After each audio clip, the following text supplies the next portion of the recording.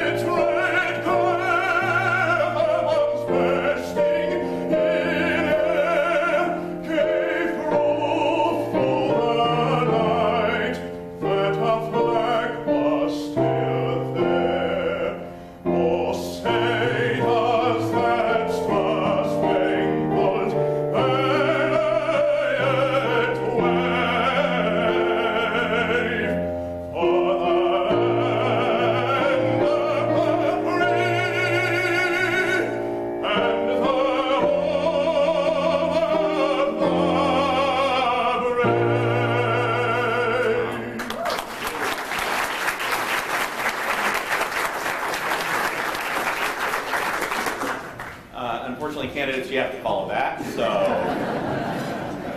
thank you very much. That was beautiful. So we can have the candidates come forward and take their seats.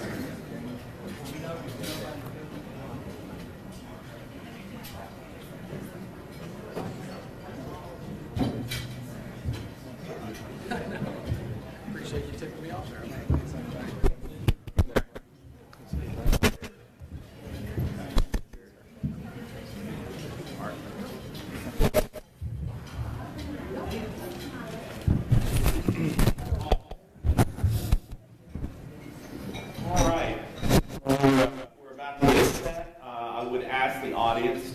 Please hold your applause until the end, and then we'll give everyone a chance to show your appreciation of these candidates at the end. So, on the far right is the nominee, Governor Asa Hutchinson. In the middle is the Democratic nominee, Jerry Henderson, and here on my immediate right is Mr. Mark West, who's the Libertarian candidate. And we will start today with opening statements, and Mr. Governor Hutchinson. Thank you, Rusty, and it's good to be with the Press Association. Thanks for hosting this forum today.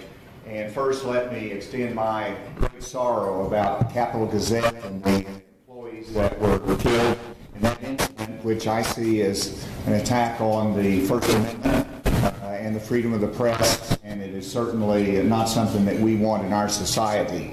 I appreciate all that you do for journalism, for covering the news, and for supporting the First Amendment. In terms of this race for governor, I've had the privilege of serving 2 presidents. President Reagan as United States Attorney and President Bush and his administration serving the 3rd District in Congress. But there's not been a higher privilege that I've had than to be governor of the state of Arkansas. And you start off with the promises that you uttered 4 years ago. And I said I wanted to do 3 simple things. I wanted to have a $100 million income tax cut. We did that. I said that we wanted to have computer coding in every high school. We did that, and we moved to the top of the nation in computer science education. I said that I wanted to be the jobs governor. We've created over 60,000 jobs with the jobs announcements even today across the state of Arkansas. But running for re-election is about the future. And if you look at the future, we're going to continue the path of improving education from job skill training to our reading initiative to our STEM education. We're going to continue the path for competitive tax rates in Arkansas. We're going to transform state government as we've been working on over the last 4 years to continue that path of reorganization. We're going to look at infrastructure and have a highway bill that will make sure that we can have economic growth in the future. I look forward to the conversation today. All right. Thank you, Governor. The next opening statement will come from Mr. Mark West. Well, I also want to begin by thanking the Arkansas Press Association for having us here. Let me get that on. Thank you guys for putting this together, and I appreciate you guys for including the libertarians. So often we don't get included. We appreciate the opportunity to get to present an alternative. I am a kind of a press guy myself. I graduated from Arkansas State University with a degree in radio and television broadcasting. So when I saw the news of the tragedy, it was very tough to deal with, because that's one of the fears that we all have. Even in my job, I work in an office, and I'm alone with the back to a glass door. So every day I think about that when I walk into my office, because we get disgruntled employees and disgruntled clients, and it's something that's stuck in all of our minds. But one of the things I want to do is introduce myself. I've been a pastor for 15 years. I worked in a corporate office for a multi-state heavy industrial construction company for 10 years. We're in the power industry, working on power plants. We also do steel mills and paper mills, and I'm basically one of the central cogs that makes sure everything we have going on all over the country works and gets billed properly, and all our employees get paid. So I know how to do the work and put my nose to the grindstone. One of the reasons I decided to run is I want to see Arkansas become the destination state for jobs and families. And when I look at our state, I see so many counties in our state falling behind. I think we have this economy with a lot of jobs, but we've got a lot of people still qualifying with those jobs for things like Arkansas Works and food stamps. So we need to address that and bring the economy up for everybody, not just 7 counties. And I hope that we get to talk about that some today. And I thank you guys so much for having me here, and I'm looking forward to the conversation we're going to have. All right. Thank you, Mr. West. We'll move on to our next opening statement, and this will come from Jared Henderson. Mr. Henderson. Thank you very much. And it is an honor to be here with you all today and to be on stage with Governor Hutchinson and Mark West. I'd like to echo their sentiments about the events in Annapolis this week. Put it very simply, we would not have our democracy and all of our other rights without the courage and integrity and the work that you all do. So thank you all for that. I'm just thrilled and excited to be here to participate in this debate. When I was growing up in Arkansas, we called ourselves the land of opportunity, and it was that for me and for my family. 2 generations ago, my grandmother was born in a town called Oil Trough and went to the 8th grade twice because there was no high school. A generation later, my parents, although they didn't get to go to college, they did get to complete high school, and they got to invest in me. And I got to grow up in a wonderful community. I got to attend great public schools. I got to grow up in a town that was experiencing economic prosperity, that had hope, and it set me up for tremendous opportunities. I've been able to spend the first couple decades of my career working, starting out at NASA, working for one of the top business firms in the world. I've got to spend most of the last decade in public education around the country and in the Delta and the southern part of our state. And it's given me great hope and the opportunity that lies before us in the future of the state. But we need to start with an honest assessment of where we are. And we have had some great progress to celebrate. But earlier this year, You know, I listened like all of you did to the governor's State of the State address, and he declared that the state of our state was stronger than ever before. And I think there's a case to be made that in Bentonville and in Fayetteville, in some neighborhoods in Little Rock and elsewhere in the state, that's true. But in far too many communities, it's simply not. But it could be in the future. If we make the right investments in education, if we think boldly not just about recruiting big business in, but building small business from the ground up, we can build a prosperous future, not just in a few pockets of the state, but everywhere. That's why I'm running. All right. Thank you very much. I'm going to stop for just a moment so we can get some water delivered to the candidates. Thank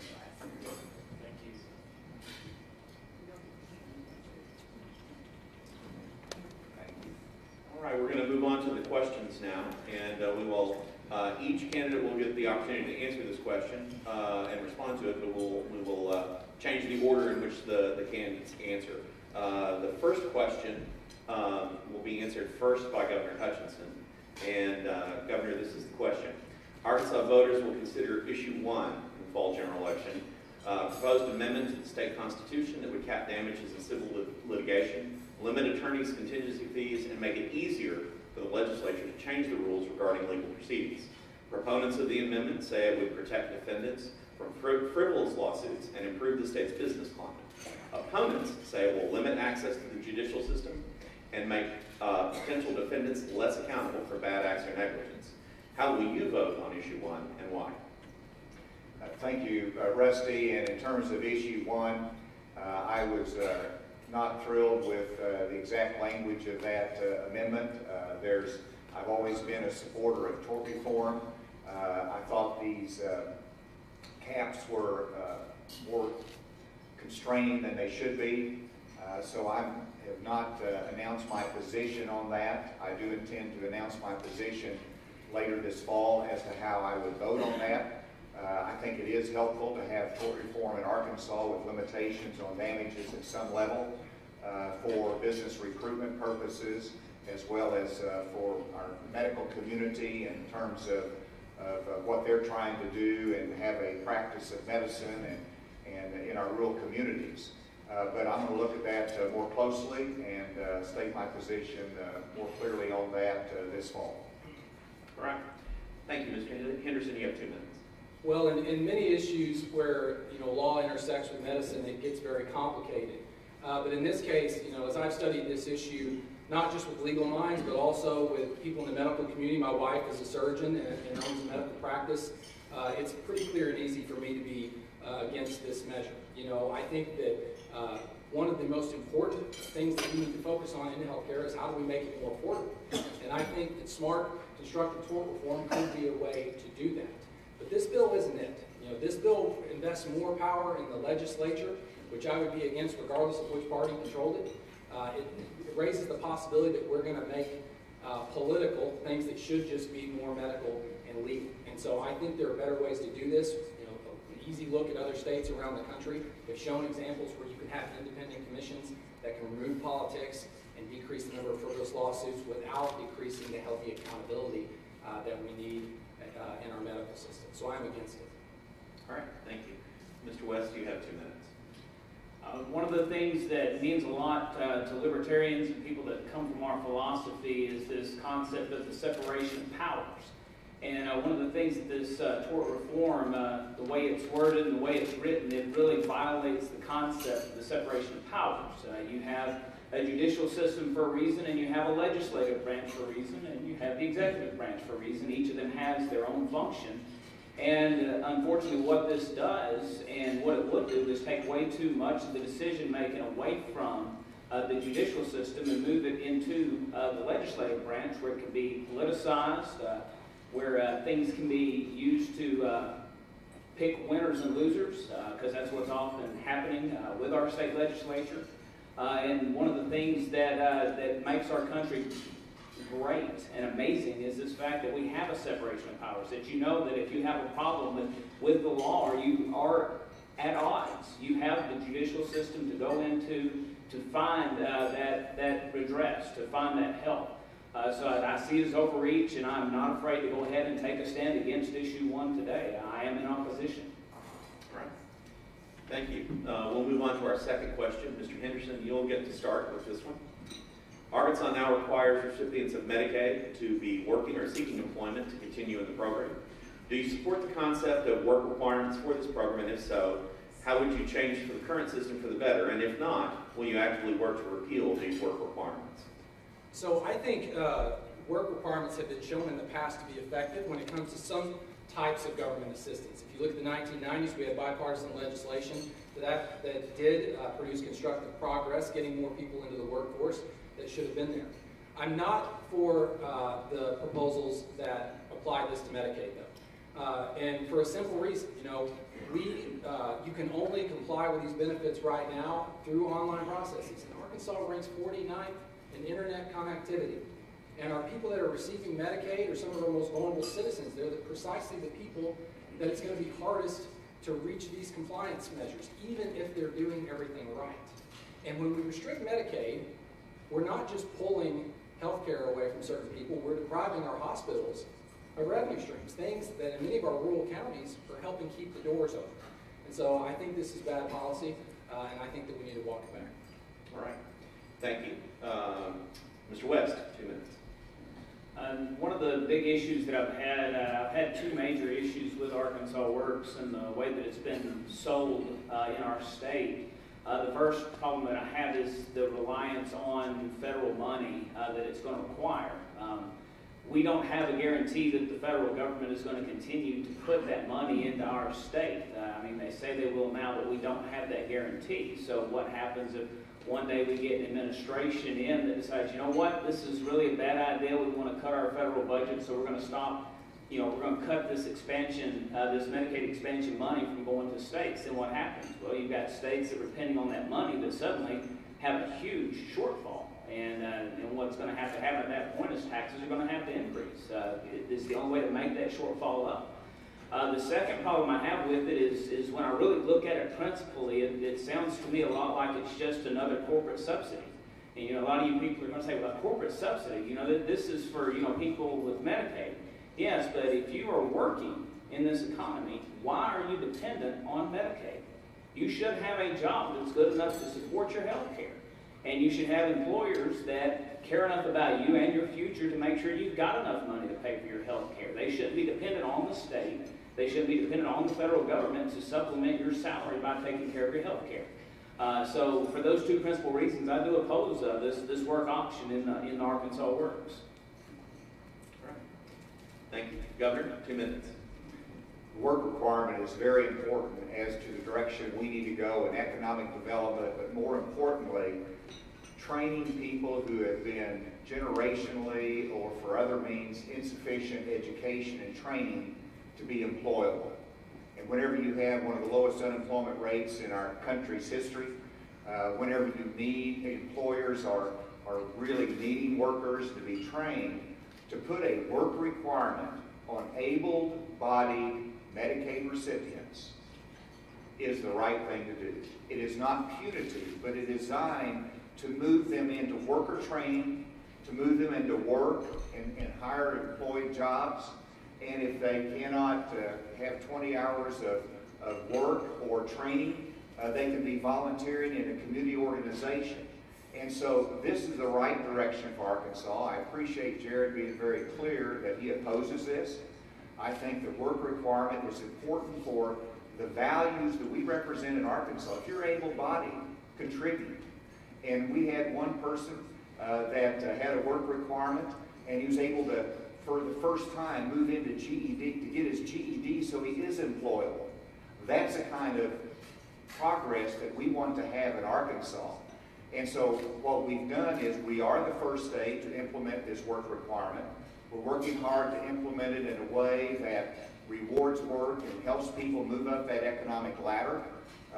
It's going to be challenging because this is a process issue, but to Mark's point about in terms of the cost of it, what we have done with our Medicaid expansion population is to manage it in a way that gets the most help to people who are trying to do better in their life and they're struggling, and to keep that program alive. And I think we're taking the right steps to manage it and get it done. All right, thank you. We'll move on to the next question. Mr. West, you'll get the first word. Governor Hutchinson has proposed cutting the top individual tax rate in Arkansas from 6.9% to 6%. Estimates indicate it could save taxpayers $180 million. Meanwhile, the legislature's tax reform task force has sent the governor's plan and 2 other income tax reduction proposals to be reviewed. Which of these approaches, if any, do you favor? And if you do favor one, how should we pay for the tax cuts? Well, to start off, I favor tax cuts as long as we can get them and they're not couched as revenue neutral. Arkansas has a high tax problem, but that high tax problem stems from a spending problem that we have at the state capitol. I propose instead that we put together a committee on spending and taxation that I call costs, because we have to deal with the spending side of what's going on at the state capitol. And what this committee would do would be a group of volunteers that would examine everything we're doing in our state government, looking for where departments have overlap, where we have redundancy, where we have inefficiency, and finding ways to make our state government more efficient and making it where we can spend less as a state government. And then as we cut that spending, we'll be able to cut taxes and eventually eliminate the income tax altogether. Libertarians are known for throwing around the phrase taxation is theft, and we do believe taxation is theft. And one of the things that I would like to see done is us build up our communities to the point where we don't need so many of the programs coming out of the state level. But that's going to take us all getting involved in rural Arkansas, getting involved in the Delta. I grew up in the Delta. I graduated from West Memphis High School in Blue Devil. I watched my daddy get up at 5 a.m. and go to work and come home at 6 o'clock every night, working hard hours, working long hours just to keep a roof over our heads, and watching the poverty that was around us in West Memphis where I grew up. We've got to get back into these communities, these counties where the population is decreasing. If we're really going to get serious about returning money to the people, part of that is going to come when we really get involved in these communities and they're able to pull themselves up because we're engaged in businesses and different things on the local level. All right. Thank you. Governor. Well, I'm pleased when you mentioned West Memphis to say that today Big River Steel announced that they are going into phase 2 and expanding and going to create 500 new jobs in the Delta region of our state. Average pay will be $75,000 each. That's the kind of progress I like to see in the state of Arkansas. When it comes to the tax cuts, that's important that we have a more competitive income tax rate in Arkansas, and that's been my singular focus in terms of tax cuts. And that's why we've had 2 rounds of tax cuts, $100 million and $50 million, targeting those low-income and middle-income individuals. We want to flatten that rate to get it down to 6% so we can start being more competitive, keep capital, keep industry here, and attract more industry. When you ask how you pay for it, well, just like the $150 million in income tax we already had, we were able to do that through growth, absorbing it in our growing economy, and managing our state budget. We have 1,400 fewer state employees now than when I became governor. That's through transformation efforts, efficiency efforts, and managing state government well. That saves us money, and then as our economy grows, we bring in more money. So the $180 million that tax cut will reduce revenue, will come through our transformation efforts. It will come through our economic growth and our efficiency efforts in state government. And so it is doable, it is workable, it's something that we must do. And look back over the last 3.5 years, we've had tax cuts, but we have increased teacher pay twice. We have built a $50 million new prison that was necessary. We've been able to continue our Medicaid expansion under Arkansas Works with reform because we've managed it well and met essential services as well as having these tax cuts. Right. Thank you. Mr. Henderson. Yes. So I'm glad that we've seen the previous rounds of tax relief for middle class and lower income Arkansans. I think that's a good investment and it'll produce a good return. I don't think when we're talking about investment that an additional round of tax cuts for the most affluent Arkansans, makes the most sense. I'm like all of you. I like my taxes to be as low as possible, but when we're thinking about the future of the state and the investments we can make, I think there are better ways to spend the money. You know, and when the governor was talking about Medicaid, and he told the story about the young man that got his GED, you know, those are good stories that we should celebrate, and they're inspiring. But I simply don't believe that access to health insurance, access to Medicaid, is what's holding people back from this, or what's going to push people in. When I look at what's holding people back from getting into the workforce and making their biggest opportunity, it's the lack of enough teachers. It's the lack of great educators. And when I look at what's holding people back, it's generational poverty that starts when 14 and 15-year-olds become parents. And they do so at a higher rate in the state than anywhere else in the country. We can do something about this. You know, $180 million, that's enough to give every teacher in this state about a $5,000 raise. And I don't think that we should blanket hand that money out, but it does illustrate the point that we have the resources to make some transformative investments that will really help all of our citizens reach their full potential and reach their dreams no matter where they live. But I think we need to be thoughtful about which investments will return the highest yield. We can put more money back in the hands of the most affluent citizens, or we can invest in helping people that need better access to pre-K, that need access to high-speed internet that don't have it yet. We can invest some of that money in our roads and bridges. These will also increase our competitiveness, and I think they'll go further than the alternative. All right. Thank you. We'll move on to the next question. And Governor, you will we'll get to start. And just so happens the next question is about teacher pay. Mr. Henderson has discussed making Arkansas one of the top states in the nation for teachers, and has talked about making significant increases in teachers' pay as part of that goal.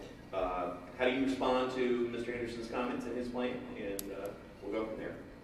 Well, when it comes to teachers, I value teachers. They made a critical difference to everything from our computer coding initiative to our reading initiative. And so that's the reason that while other states have teachers protesting because no pay increases, under my administration, we have increased teacher pay twice, every time we've had a general session of the legislature.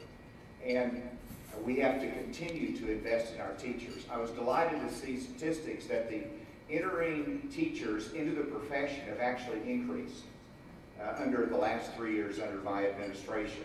I hope it's because we're showing them respect and rewarding them in the classroom. But if you look at the future, I looked at how we compare with our surrounding states, and I will commit and announce today that I want to have a goal of increasing the minimum teacher salary in Arkansas for those with a bachelor's degree, which is now around 22,000, to increase it. I'm sorry, it's higher than that, but I want to be able to increase it 13% so that it goes up to $36,000. And so with that, over the next 4 years, that would put Arkansas as the highest paid for teachers in the region of all of our surrounding states. That is an important goal for our state. I'm committed to make sure that we can raise that minimum teacher salary. Of course, that does not reflect what they're making on average, but that is the minimum starting salary. It has increased 23%, or this will increase at 23%, and that will make the increase 23% since 2015. So I'm committed to raising that minimum teacher salary to $36,000 while I'm governor of Arkansas. Thank you. Mr. Anderson? Yes. Well, I'm happy to hear that announcement. One of the consequences of being a new figure in the political arena is that you have no problem celebrating ideas, even when they sometimes come from your opponent. But I think that investing in teachers is the single most important thing that we can do for the next generation. We are living in the most dynamic and rapid and expansive period of change in human history. And if this state is not just going to catch up and get ahead, we need to recognize that we need to have a great educator in every single classroom. That person needs to have the training and resources they need, and we need to get out of their way. Compensation is one part of this, and I'm glad that we're seeing some movement on that front. But we need to look holistically at the experience of our educators. We need to keep the best people we have and attract the best people in. Pay is a huge part of that. And I think we can go even further over the next 10 years, and we must. And we can if we address some of our other problems, like our childhood poverty rate. It can free up a lot of money to invest in our educators. But we need to start by listening to them, understanding their concerns around compensation, but also their concerns about their day-to-day experience. Over the last 20 years, from Washington on down, we have tried, with increasing new systems and bureaucracy, to manage our teachers to success. And what we've ended up doing is we've been separating them from their kids. We've been having them spend more and more time on paperwork, less and less time on training, more and more time satisfying the needs of Little Rock and Washington, and less figuring out how they build relationships with their students. You know, in the first year of my administration, one of the most powerful and simplest things we could do is just stop and turn off some of the regulations that have buried our teachers, starting with some of the evaluation and testing system. These are things that are in our power. We could give our teachers hours back a week. We could start the process of returning to them the respect that they need and deserve. If we can achieve this, we can create opportunity in every zip code in this state. Thank you. Mr. West? You know, all of us, I don't really believe there's a single person sitting at this table up here that doesn't value what teachers bring to our students, what they bring to the classroom. I remember growing up, I had a teacher named Miss Minnis when I was in high school in West Memphis, and I thought she was the hardest, meanest teacher you could ever face. But she taught advanced English, and she taught me more about what it meant to actually put in hard work. You know, I'd never had a teacher challenge me to actually put an effort into my work, and she instilled in me a work ethic that I still have today. I mean, I work 2 jobs, and I'm running a campaign for governor. I haven't slowed down since I took her class, and I'm trying to instill that same thing in my children. So we all value teachers. The question is, what about these areas, these small rural areas in the eastern part of Arkansas, in the southern part of Arkansas, where, you know, it's just not logistically feasible to put teachers? How about we take some of the money that we're looking and start working on infrastructure, building infrastructure, getting internet, Wi-Fi, those type of things into these small rural school districts. And you know, we've watched medicine begin to advance where you have these telehealth systems where doctors are there online to deal with you and they can interact with you. Why don't we expand the teacher's ability to touch students, especially those that are great, and incorporate that so that we can get schools back into local communities. I pastor in Oil Trough. It is a town that has dried up since the school that was there left. There are no kids there. And we're destroying our communities by centralizing everything. We've got to get back into our communities, and I think we can use the technology we have to get back into these communities, to get schools back into areas where the need is, and get these great teachers and these great minds into those classrooms, so that maybe there'll be more teachers like Ms. Minnis out there talking to instead of the 30 or so we had in the classroom, talking to thousands of kids, because we're able to get her there electronically and through technology, so we can build the future, build a bunch of hardworking people for the next generation. All right.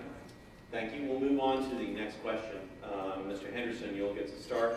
In the light of the scandals that have resulted in the conviction of 4 former Arkansas lawmakers for taking bribes and kickbacks for legislative favors and actions, what is your opinion on what needs to change related to legislative rules and ethics rules and restore faith in state government?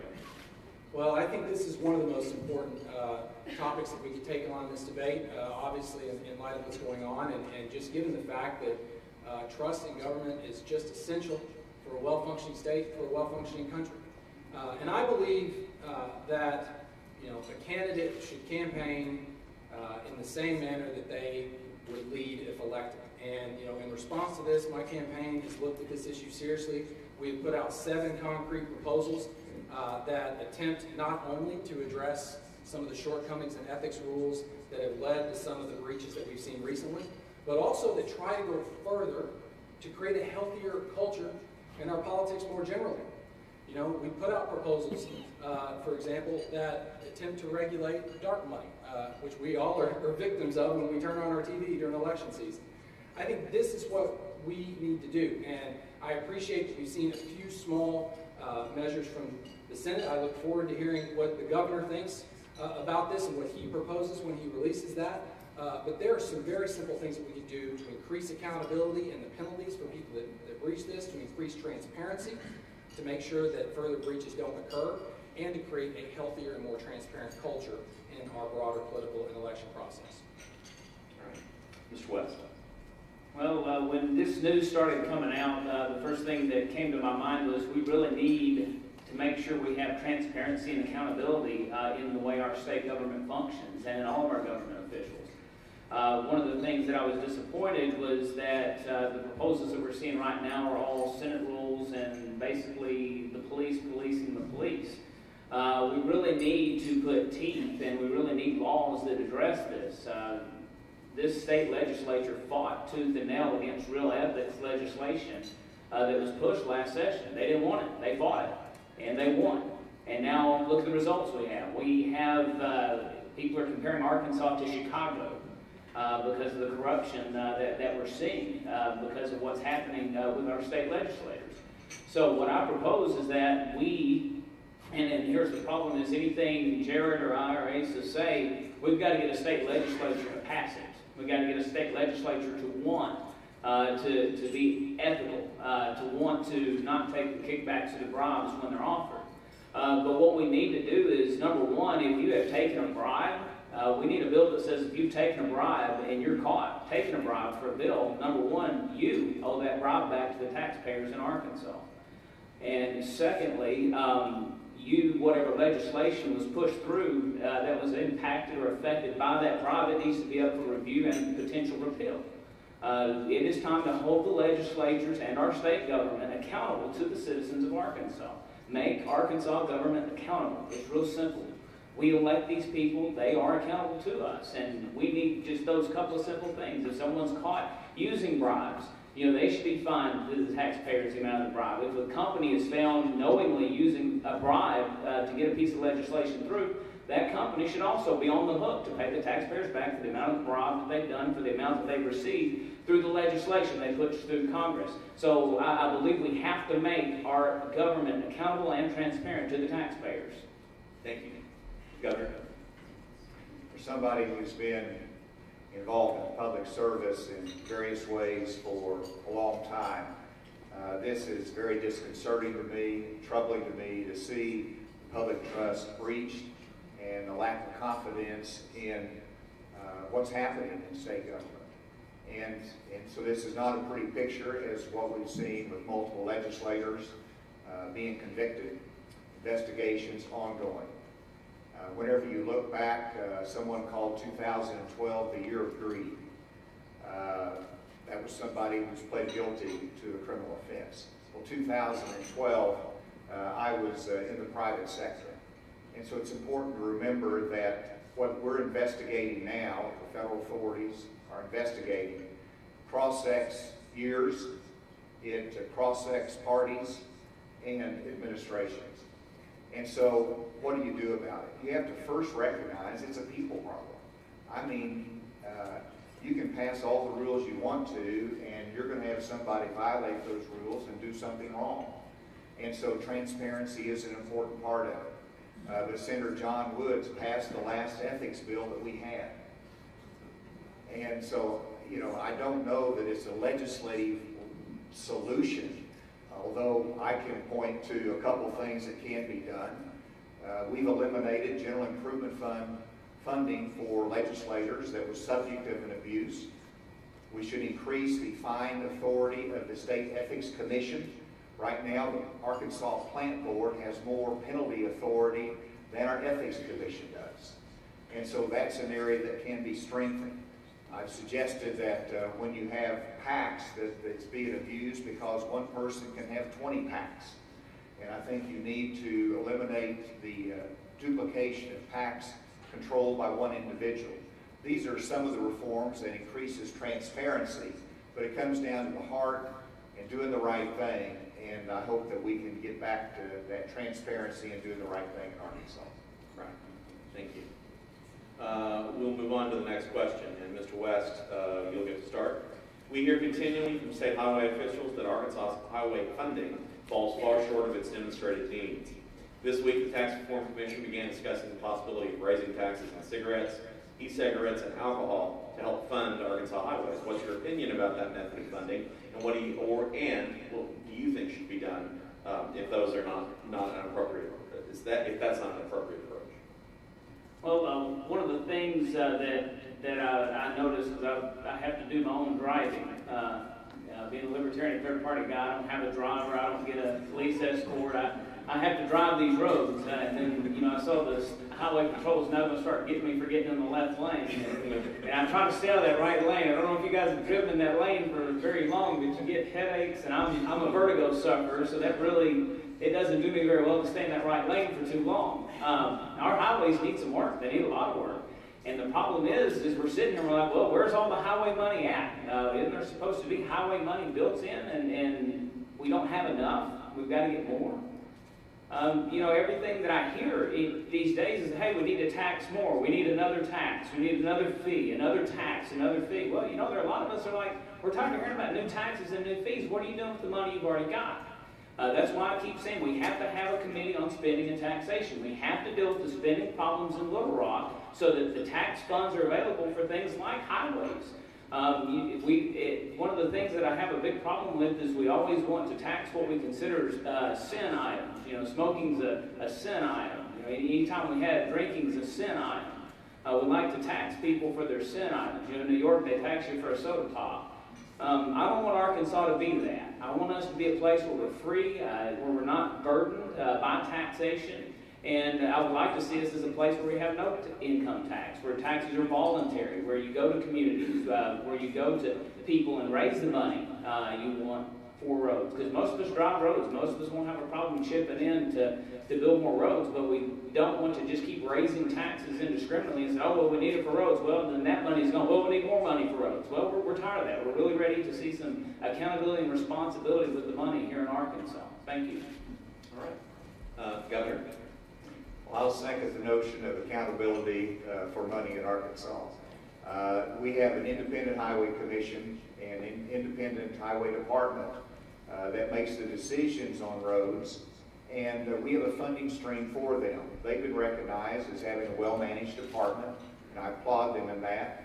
We have a good partnership with them in terms of oversight now with the General Assembly. But every study that's looked at it, and I'm talking about the Highway Department, but also the General Assembly through legislative research, as well as my task force, looked at highway funding and said we're short every year, that we need $200 to $400 million more in funds. Actually, it's $400 million, but I sort of try to downplay that a little bit.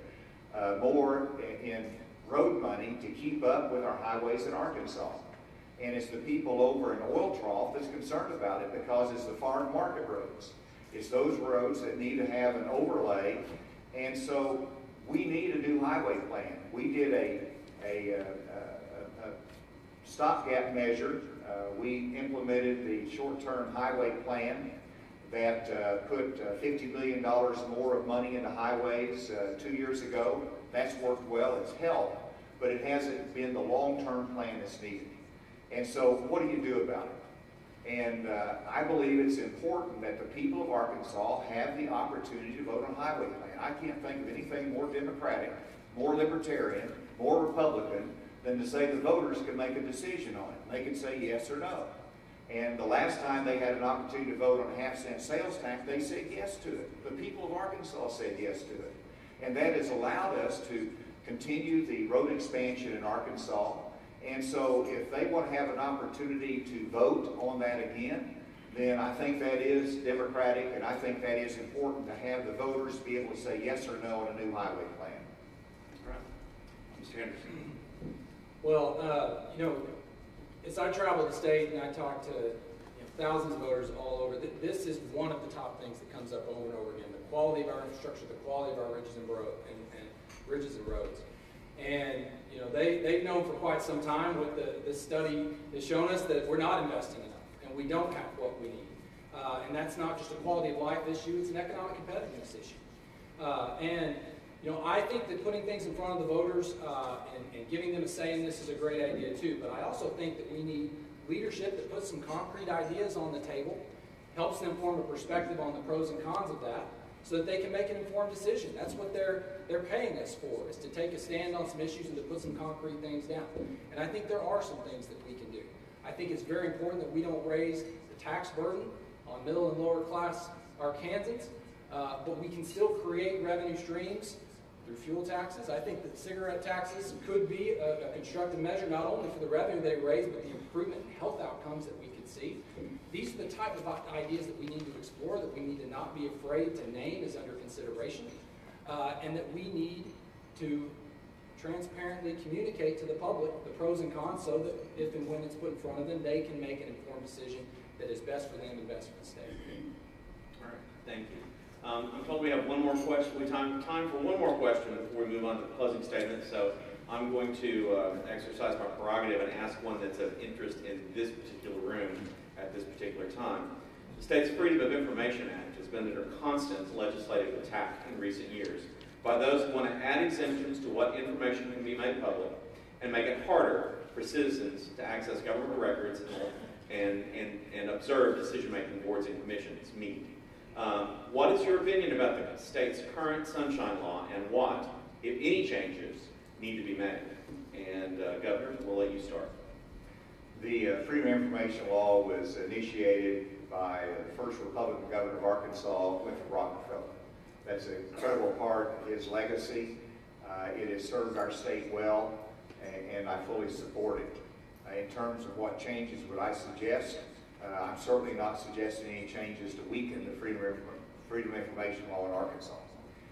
There is a task force that is out there that is looking at any improvements in it that needs to be made, or any recommendations. Obviously, I'm interested in what that group will come out with, and I know many journalists are involved with that.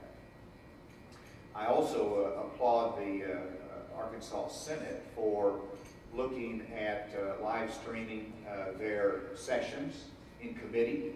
That is an important step, and I fully support that, just in terms of increasing access and public knowledge as to what's happening in our legislative bodies. And so I think the Freedom of Information Law is important. I support it, and I'm grateful for this association that is a vigorous defender of our Freedom of Information Law and openness in government. Thank you. Mr. Henderson. I support the Freedom of Information Act as well, and would be very, very hesitant to do anything that would curtail the transparency and accountability that the media brings, and that private citizens are able to exercise through it.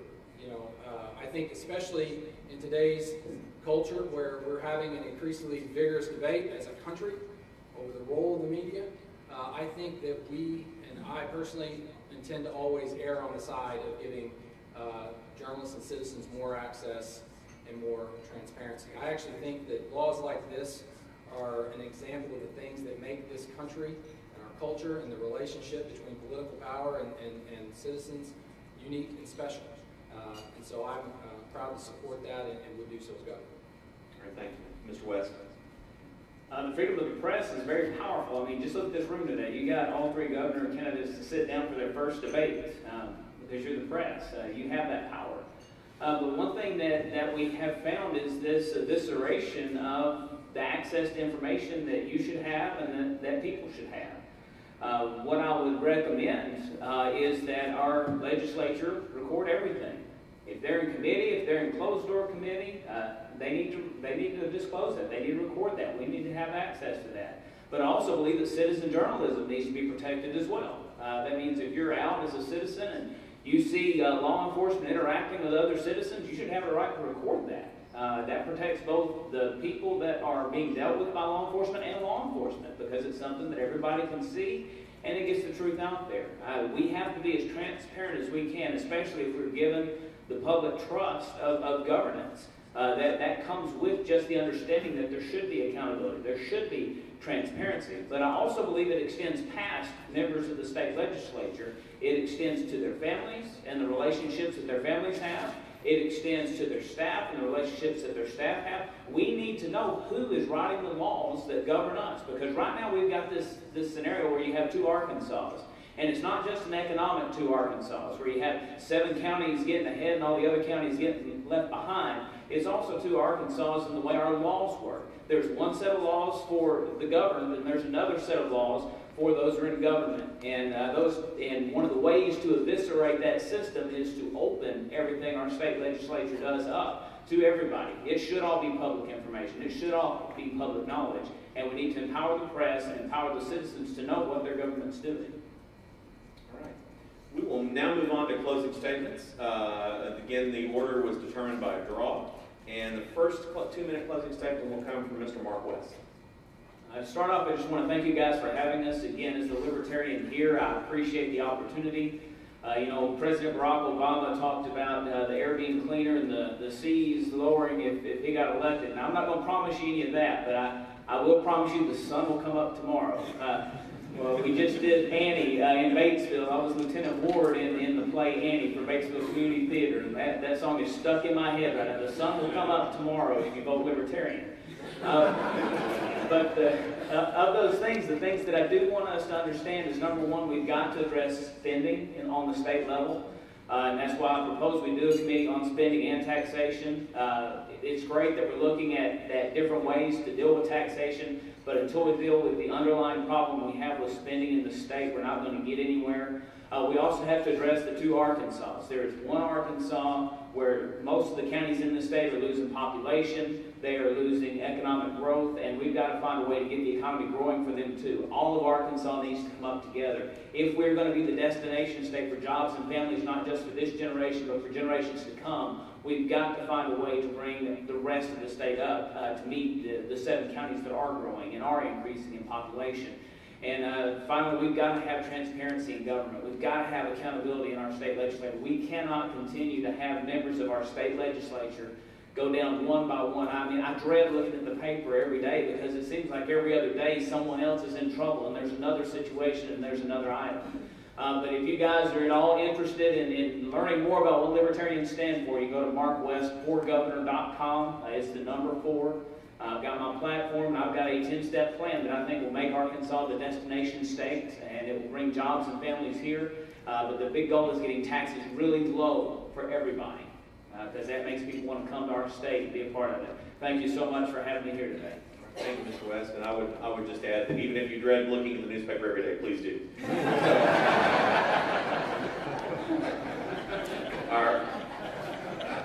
Our next closing statement will come from Mr. Jared Henderson. Well, I'd like to echo Mark's gratitude to all of you for being here, for hosting this event, and also extend that gratitude again to Governor Hutchinson and Mark for being here and exchanging ideas with me and with all of you today. You know, I've been working in education most of the last decade, and mostly in the eastern and southern portion of the state. And on the campaign trail, I've made it a purposeful choice to continue to get in classrooms and to visit schools as often as I can. And I do that for a variety of reasons, not the least of which is, not to offend anyone here, but you tend to hear some of the best questions and gain some of the greatest hope from some of the younger voters and the kids that you meet. But sometimes you get hit in the stomach a little bit when you talk to kids. And I was in a middle school in the Delta a couple months ago and finished a great Q&A session with a class. And during that discussion, there was a young girl who was probably about 14 years old. And she asked me where I grew up. And I told her that I grew up in Springdale in northwest Arkansas. And she looked down and just softly said, "That's the best place to grow up." You know, that's outrageous to me because our kids shouldn't know that they're not getting a fair shot based on their zip code. But it's even more outrageous to me because it is within our power over time to do something about it. But it starts with a deep commitment to equity.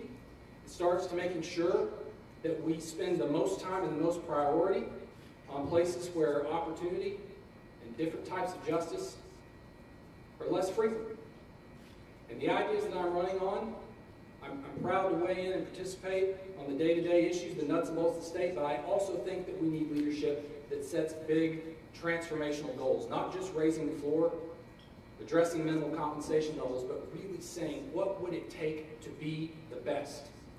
Whether that is in education, whether that is in small business creation, or whether that is breaking the back of childhood poverty. There are things that we can learn from other states, from places around the world that Arkansans are fully capable of doing. But it starts with vision, it starts with leadership, That's why I'm in this campaign. Thank you for being here. All right. Governor Hutchinson? Thank you. I wanted to recognize for a moment Don Zimmerman, whose memorial service is being conducted as we speak. He was a friend, he was leader of the Municipal League, he was a good public servant in a certain aspect. I just wanted to salute him today before I give my closing remarks. You know, we're all concerned about Arkansas, that we all grow together. It is very important. And that's why I spent time, last night I was in Magnolia, looking at the aero defense industry in Camden and what we have in Magnolia in terms of growth, looking at Stamps, Arkansas, where I was yesterday. And so we do want to grow as a state. One of the statistics that I take a little pride in is that if you look at the unemployment numbers, when I became governor, black youth unemployment was at 33%. It is at 10.5% now.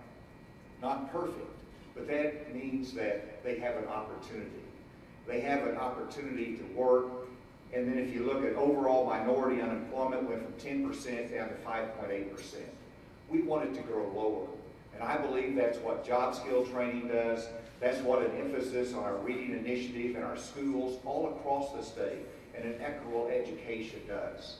And so when you look at the future of Arkansas, you can look at it two ways. That you know, we're not doing well, but we are doing well. We're doing incredibly well in this state. We have industries that are recruiting, coming here, growing here, from New Hampshire with Sig Sauer, with Gladfelter that came from York, Pennsylvania to Fort Smith, Arkansas. These are incredible growth opportunities that we've experienced and we will continue to experience. Whenever you look at computer coding, when I brought that initiative out, people rolled their eyes and said, "Are you kidding?" And now Arkansas is not 5th, we're not 20th, we're not 30th, we're number 1 in computer science education. And this is something of great pride, and that's resulting of leadership. When you look at the fact that we're going to expand that STEM education with cybersecurity training and other initiatives in this state that will keep us moving in the right direction, progress and better hope for our children and the next generation. Thank you very much. Thank you very much. And folks, thank you for your attention. Please, it's tough to run for office, even if it's city council. It's certainly tough for governor, so please. Let's have them stand together and we'll get a quick photo off Okay, the stage. all right. We'll get out of the way. All right. All three stand together. All right.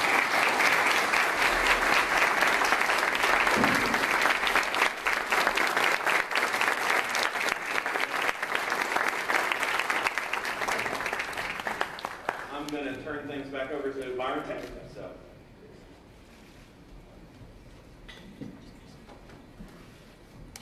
We done, Rusty? Yes, we are.